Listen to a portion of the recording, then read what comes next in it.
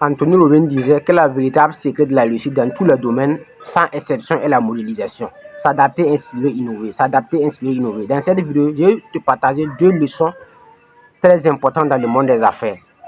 Et comme tu le sais, le monde des affaires, c'est un monde qui est très très violent. Et c'est pourquoi, dès lors que pour pouvoir prospérer dans ce monde, il faut forcément copier ceux qui ont réussi. Il faut forcément apprendre des leçons de ceux qui ont percé dans le monde des affaires. Donc, je vais vous partager 2 leçons business dans le monde des affaires. C'est pourquoi Anthony Robbins disait que la véritable secret de la réussite dans tous les domaines est la modélisation.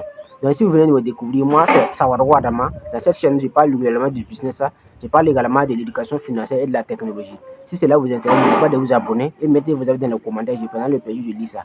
Donc, comme je le disais, des leçons très importantes dans le monde des affaires. Et la première leçon, c'est ne jamais écouter le nom de ceux qui n'ont rien réalisé dans la vie. Il faut savoir que dans la vie, là, comme disait mon mentor Philippe Simon, le PDG de Investir au pays, à chaque fois Philippe nous dit qu'on apprend à réussir auprès de ceux qui ont réussi. On apprend également à échouer auprès de ceux qui ont échoué. C'est Philippe qui nous a dit ça. Il a dit que c'est l'un de ses professeurs d'université au Cameroun, plus précisément à Yaoundé, qui lui a enseigné cette sage leçon. On apprend à réussir auprès de ceux qui ont réussi. On apprend également à échouer auprès de ceux qui ont échoué. C'est pourquoi tu dis dans son livre, Les secrets d'un esprit millionnaire, que les riches et ceux qui réussissent, associent à des heures positives. Et les pauvres et ceux qui ne réussissent pas associent à des heures négatifs. Il y a pour vous dire que votre environnement va jouer un rôle extrêmement important dans le processus de votre réussite. Si vous passez votre temps à fréquenter des losers, vous allez finir par être un loser. Donc, quand quelqu'un n'a rien réalisé dans sa vie, il faut éviter d'écouter ce genre de personnes. Même si tu donnes des conseils seulement, tu dis ok, j'ai compris, et puis tu continues ton chemin. Parce que généralement, ceux qui n'ont rien réalisé dans leur vie, ils vont passer leur temps à dire que c'est pas possible, que lui-même connaît des gens qui ont fait qui n'ont pas réussi. À chaque fois, c'est comme ça. Moi, je connais des gens au Burkina Faso, plus précisément à Ouagadougou, qui disent qu'il y a des gens qui ont cherché l'argent mais qui n'ont pas eu. Voilà. Chose normale. Et quand je regarde la personne même n'a même pas l'argent. La personne, il est pauvre, il est misérable, il vit sur ses parents. Donc, et la personne me dit qu'il y a des gens qui ont cherché l'argent depuis 50 ans, et puis ils n'ont pas eu. Chose normale. Puisque lui-même, sa vie même, c'est un échec. Et par conséquent, tout son entourage, ce sont des échecs. Donc, c'est normal que ces personnes te disent qu'il y a des gens qui ont cherché l'argent jusqu'à 50 ans et puis n'ont pas eu. Que l'argent, c'est Dieu qui donne. Voilà. Au Burkina Faso, ici, il y a des gens qui disent ça. Que c'est Dieu qui donne l'argent. Qu'on ne peut pas forcer pour avoir l'argent. Bon, c'est Dieu qui donne. Je n'en disconviens pas. Mais, donc, vous voulez me dire que ceux qui n'ont pas eu l'argent ont été maudits par Dieu. Ou bien Dieu ne les aime pas. Donc, ça n'a pas de sens au fait. Donc, mais tout ça, ça va jouer au niveau de l'environnement. C'est pourquoi Philippe disait qu'on apprend à réussir auprès de ceux qui ont réussi. On apprend également à échouer auprès de ceux qui ont échoué. Donc, ceux qui disent qu'il y a des gens qui ont cherché l'argent jusqu'à 50, 60 ans qui n'ont pas eu, quand tu vas te rendre compte dans la famille, la majorité de ses grands-parents, de ses parents ont cherché l'argent et ils n'ont pas eu. Alors, peut-être si tu peux voir des gars comme les Aliko Dangote, qui ont une fortune estimée à 24 milliards de dollars, M. Dangote ne peut pas te dire ça. Tu vas voir les gars comme les Ibomaf, les Bonkou Mahamadi, les gars comme les Idissa Nassar, les gars comme les Zedek Bali. Donc, c'est comme ça. Ceux qui n'ont rien réalisé dans leur vie vont dire que c'est pas possible. Voilà, ceux qui n'ont jamais eu l'argent vont dire qu'on ne peut pas avoir de l'argent. Et ceux qui ont eu aussi vont dire que c'est possible. Voilà, ceux qui ont eu vont dire que c'est possible. C'est comme ça. Donc, on apprend à réussir auprès de ceux qui ont réussi. On apprend également à échouer auprès de ceux qui ont échoué. C'est une leçon extrêmement importante dans le monde des affaires. Parce que dès lors que tu veux percer dans le monde du business, tu dois soigneusement ou copieusement souligner tes mentors, ou bien tes professeurs, ou bien ceux que tu dois écouter. Il ne faut pas écouter de n'importe qui ou de n'importe quoi. Parce qu'il y a des gens, la seule sorcellerie qu'ils puissent te faire, c'est de te dire des phrases qui vont te décourager pour que tu abandonnes. Parce que lui-même, sa vie est un échec. Et comme sa vie est un échec, il va tout faire pour dire des choses pour que toi aussi tu deviennes comme lui. Donc, on apprend à réussir auprès de ceux qui ont réussi. On apprend également à échouer auprès de ceux qui ont échoué. Et la deuxième leçon indispensable dans le monde des affaires, c'est l'art de la planification. Soyez préparés et vous serez censés à affirmer Sun Tzu dans l'art de la guerre.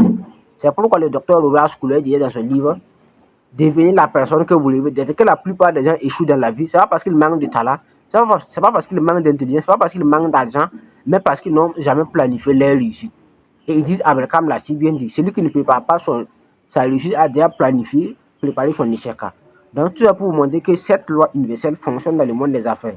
La planification est un élément assez important et quiconque veut atteindre ce niveau doit savoir planifier. L'art de la planification, l'art de la structuration. Tu ne peux pas monter à un certain niveau sans stratégie, sans structuration. Ce n'est pas possible. Dans tous les grands hommes, que ce soit les grands politiciens, les grands sportifs, les grands entrepreneurs, à la base, ils ont acquis l'art de la planification. Ce sont des gens qui planifient, ce sont des gens qui anticipent les choses. L'un des caractères les plus fondamentaux de tous les entrepreneurs est leur capacité à anticiper les choses. C'est pourquoi Bill Gates disait que le secret de la réussite consiste à savoir où va le monde et être le premier à y aller. Tout ça pour montrer la puissance de la planification. Donc, le monde des affaires, c'est un monde où on planifie. On planifie. Il faut avoir un plan A, un plan B, un plan C et un plan D. Et donc, alors que le plan A échoue, le plan B prend automatiquement en relais. Voilà. Et on prépare déjà le plan C au cas où. Et si le plan B échoue, le plan C prend le relais. C'est le cas de mon mentor Bertin Kufo, l'un des hommes les plus du Cameroun, un des étudiants camerounais qui opère actuellement dans le manioc. Donc, le gars, il a dit que lui, il avait jusqu'à 4 plans. Voilà. Puisque lui, il a investi plusieurs milliards de francs CFA pour cultiver le manioc. Il avait plus de 1200 hectares de manioc au Cameroun. Donc, 1200 hectares de manioc. Donc, ce sont des projets à 1 milliard de francs CFA, plus quasiment 1 million d'euros. Donc, le gars, il avait jusqu'à 4 plans. Si le plan A échoue, je passe au plan B. Si le B échoue, je viens au C. Si le C échoue, je viens au D. Et c'est comme ça. Donc, dans tout le cas, tu dois conditionner l'environnement pour que le projet va réussir. Coûte que coûte, le projet va réussir. C'est comme ça. Donc, tout ça, ça part de la planification. Et Sun Tzu l'a expliqué dans son livre L'art de la guerre. Que le vrai général, c'est celui-là qui connaît lui-même ses propres faiblesses et connaît les faiblesses de son ennemi. Que Sun Tzu est dans l'art de la guerre. Sun Tzu a dit qu'un général qui connaît ses propres forces et ses propres faiblesses et qui connaît également les forces et les faiblesses de l'ennemi, en 100 batailles, va remporter 100 victoires. C'est ce que Sun Tzu a dit. Mais un général qui connaît lui-même ses propres faiblesses et qui ne connaît pas les forces et les faiblesses de l'ennemi, en 100 batailles, il va perdre les 50 batailles. Que Sun Tzu a dit dans l'art de la guerre. Il a dit également qu'un général là, qui non seulement ne connaît même pas lui-même ses propres forces et ses propres faiblesses et qui ne connaît pas également les forces et les faiblesses de l'ennemi, comptera uniquement ses batailles que des défaites. C'est-à-dire en 100 batailles, il va perdre les 100. C'est comme ça. Si tu veux gagner les 100 batailles, il faut non seulement connaître tes forces et tes faiblesses, tu dois savoir où toi-même tu es bon. Tu dois savoir même les forces et les faiblesses de ton propre armée. Et également les forces et les faiblesses de l'ennemi. Et dès lors que tu connais les forces et les faiblesses de l'ennemi, tu sais exactement là où tu vas frapper pour que l'ennemi soit vulnérable, afin de pouvoir l'anéantir. Donc tout ça, ça demande de la préparation, ça demande de la stratégie, ça demande de la planification. Il faut tout en planifier.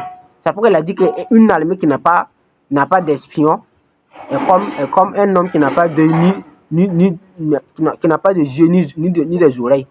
Une armée qui n'a pas d'espion, c'est comme un homme qui n'a pas de yeux ni d'oreilles. Parce que quand tu n'as pas d'espion, comment tu vas faire pour savoir les forces et les faiblesses de l'ennemi? Pour pouvoir savoir les forces et les faiblesses de l'ennemi, afin de pouvoir anticiper, il faut avoir des espions dans l'autre camp. Et ces espions maintenant sont censés déterminer des informations afin que tu puisses planifier maintenant et savoir exactement il faut frapper l'ennemi pour qu'il soit vulnérable. Donc tout ça, ça se planifie. Donc c'est pourquoi il dit que soyez préparés et vous serez censure. Donc le deuxième leçon indispensable du monde des affaires est l'art de la planification. Soyez préparés et vous serez censure. Donc voilà les deux leçons indispensables que je voulais partager pour quiconque qui veut atteindre un certain niveau ou bien qui a lancé déjà un business mais qui veut monter. Donc la première leçon n'est rien d'autre que modéliser ce qu'on réussit. Et la deuxième leçon seulement, c'est la planification, c'est la stratégie, c'est l'art de planifier, c'est l'art de structurer. Donc voilà ce que je voulais partager dans cette vidéo. Si ça vous plaît, n'oubliez pas de mettre vos avis dans les commentaires. Et je prendrai plaisir de lire vos avis dans les commentaires. Et comme toujours, c'était Adama Saro, la vision qui vous transforme.